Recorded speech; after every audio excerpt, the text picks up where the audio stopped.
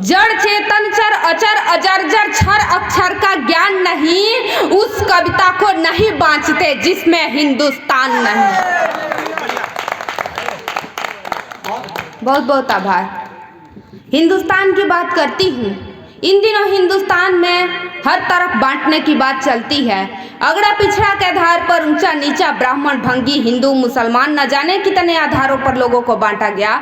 और जब बांटा जाता है इन सामाजिक मापदंडों के आधार पर, तो एक अपने आप को श्रेष्ठ और सामने वाले को तुच्छ समझने लगता है। कोई आपके सामने भी ऐसा बर्तन करे तो 4 पंक्तियां पढ़ती हूँ, जवाब देना कि किसी के हैं पुजारी हम, किसी के हो पुजारी तुम। किसी के हैं पुजारी हम, किसी के हो पुजारी तुम। किसी के हैं आभारी हम, किसी के हो आभारी तुम। और जमाने में कोई ऊंचा कोई नीचा नहीं होता, कि कोई ऊंचा कोई नीचा नहीं होता। जमाने में किसी दर के भिखारी हम, किसी दर के भिखारी। बहुत अच्छे, बढ़िया बढ़िया बढ़िया है, बढ़िया बढ़िया, बहुत अच्छा, वाह वाह। एक बार और पढ़ दो। बहुत बहुत आभार। पुनः पढ़ती हूँ कि किसी के हैं पुजारी हम, किसी के हो पुजारी तुम। किसी के हैं पुजारी हम, किसी के हो पुजारी तुम। किसी के हैं आभारी हम, किसी के हो आभारी तुम। और जमाने में कोई ऊंचा कोई नीचा नहीं होता, किसी दर के भिखारी हम, किसी दर के भिखारी तुम।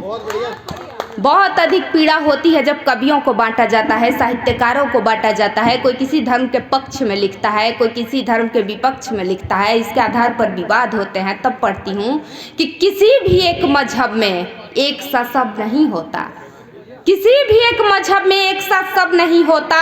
किसी सिद्धांत का अपवाद कोई कब नहीं होता, किसी भी एक मजहब में एक सा शब्द नहीं होता। हिंदुओं में भी जयचंद, मुसलमानों में भी APJ अब्दुल कलाम पाए जाते हैं। तब पढ़ती हूँ कि किसी भी एक मजहब में एक सा शब्द नहीं होता, किसी सिद्धांत का अपवाद कोई कब नहीं होता।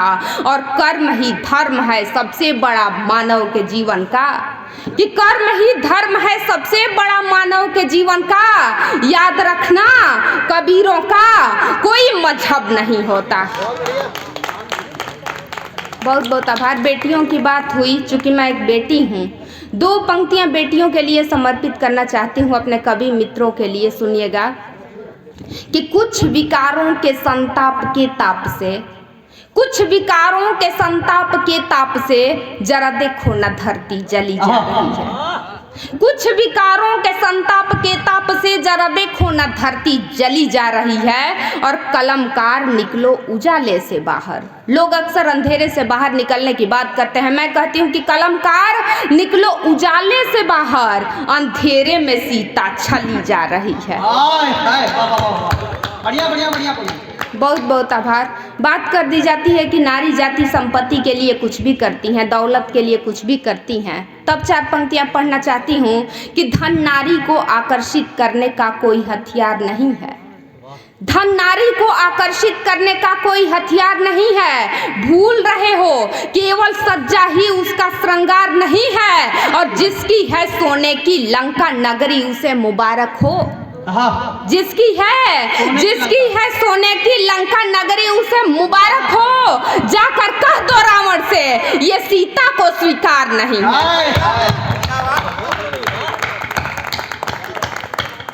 बहुत बहुत आभार। बहुत अच्छी बात है, शायद यहाँ पर कोई राजनीतिक लोग उपस्थित नहीं है।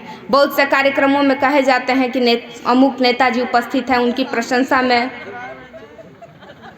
सामने है तो ये और अच्छी बात है, समक्ष उपस्थित है तो ये और अच्छी बात है कि यहाँ पर कुछ ऐसा नहीं किया गया, कहा गया हमें कि नेताजी की प्रशंसा में 4 पंक्तियाँ पढ़ दीजिए। और जहाँ कहा जाता है वहाँ भी 4 पंक्तियाँ पढ़ती हूँ, लेकिन कलम की स्वच्छंदता की रक्षा करती हुई क्या पढ़ती हूँ सुनिएगा कि गुणगान किया करती हूँ गुण का, गुणगान किया करती हूँ गुण का, क्योंकि अहम में चूर नहीं हूँ। पूज्यवरों की हरदम पूजा करती हूँ, मगरूर नहीं हूँ। लेकिन कोई दुष्ट दनुज पापी खलदल को नमन करूँ, दौलत और शोहरत की खातिर इतनी भी मजबूर नहीं हूँ।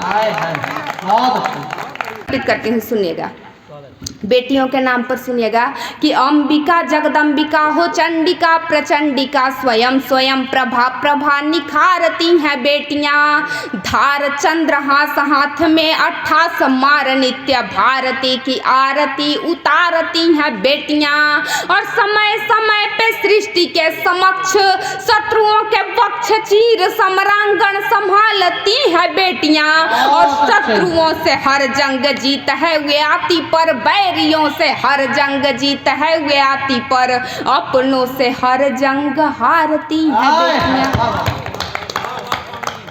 बहुत बहुत आभार। बहुत अच्छे। अपनों से हारने की परंपरा से याद आती है लक्ष्मीबाई। कुछ पंक्तियां याद आ रही है, मैं समर्पित करती हूँ, सुनिएगा कि हिंद में ही हिंदुस्तानी गुलामी करने वाला था, हिंद में ही हिंदुस्तानी गुलामी करने वाला था, हिंदी छोड़कर अंग्रेजी भाषाई बनने वाला था, और जब भारत के स्वाभिमान का झंडा झुकने वाला था तब वह रानी धरी रूप रणचंडी रक्त पिपासु का, झांसी वाली रणमत वाली काली रूप धरी, विकराली तीर कमान हथियार धरी, भाला बरछी तलवार धरी, आंखें जलते अंगारे थे, विकराल भाल ललकारे थे, भ्रिकुटी लगते थे तीर कमान, मुखमंडल ज्वालामुखी समान, हाहाकार मच गया भयंकर लचकीली तलवारों से, दुश्मन कांप उठे थर्राकर रानी के ललकारों से, और काट काट कर अंग्रेजों की गर्दन धरती पाट दिया, कि काट काट कर अंग्रेजों की गर्दन धरती पाट दिया, एक नारी ने सारी अंग्रेजी सेना को नाकाम किया, वो भारत माँ की जाई थी, वो भारत माँ की जाई थी, मर्दानी लक्ष्मी बाई थी, उनसे टकराया वही वही जिस जिसकी सामत आई थी, उनसे टकराया वही वही जिस जिसकी सामत आई थी, और दुश्मन की औकात।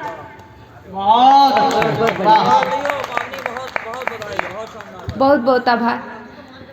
कि वो भारत माँ की जाई थी, मर्दानी लक्ष्मी बाई थी, उनसे टकराया वही वही जिसकी सामत आई थी, और दुश्मन की औकात कहाँ थी, अग्नि को वो छू भी ले, दुश्मन की औकात कहाँ थी, अग्नि को वो छू भी ले, फिर भी वीरांगना हारी थी अपने घर के गद्दारों से, फिर भी वीरांगना हारी थी अपने घर के गद्दारों से। कुछ और छंद पढ़ती हूँ, सुनिएगा। स्वागत स्वागत। कि राजतंत्र हो परंतु राजधर्म राही, यहाँ राजा पुरुषोत्तम प्रभु राम होने चाहिए, मुद्दई हजार हो भले ही इस धरती पे, पर एक मित घनश्याम होने चाहिए, और देश की सीमा पे बलि बेटे की चढ़ा दे वैसी, माताओं को कोटिशः प्रणाम होने चाहिए, होली व दिवाली जैसे पर्व हो अनेक पर, होली व दिवाली जैसे पर्व हो अनेक पर, कुछ पर्व सैनिकों के नाम होने चाहिए। बहुत अच्छे। वाह वाह।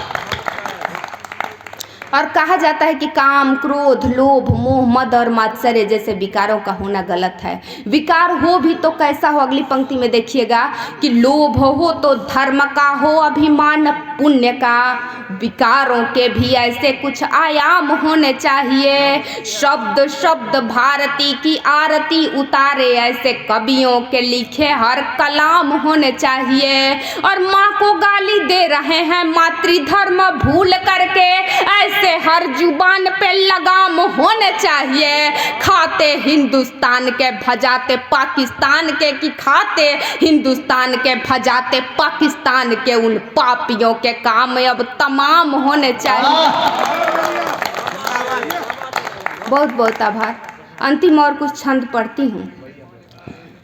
चांद और चांदनी का प्रयोग वीर रस में भी किया जा सकता है। कुछ प्रतीकों के माध्यम से बात करने की कोशिश करती हूँ, सुनिएगा कि गाने के तराने सिर्फ राग से नहीं होते, सुहाने संग कमोबेश आग होनी चाहिए। गाने के तराने सिर्फ राग से नहीं होते, सुहाने संग कमोबेश आग होनी चाहिए, और प्यारे प्यारे छंद पढ़ अनुनय विनय के आप कहते हो, सर पे ऊंची पाग होनी चाहिए।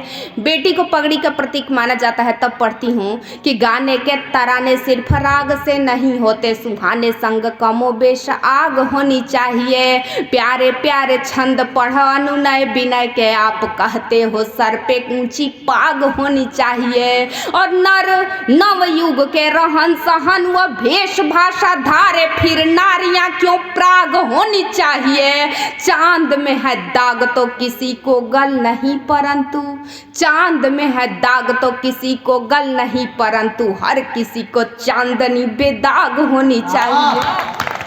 बहुत बहुत आभार, बहुत बहुत।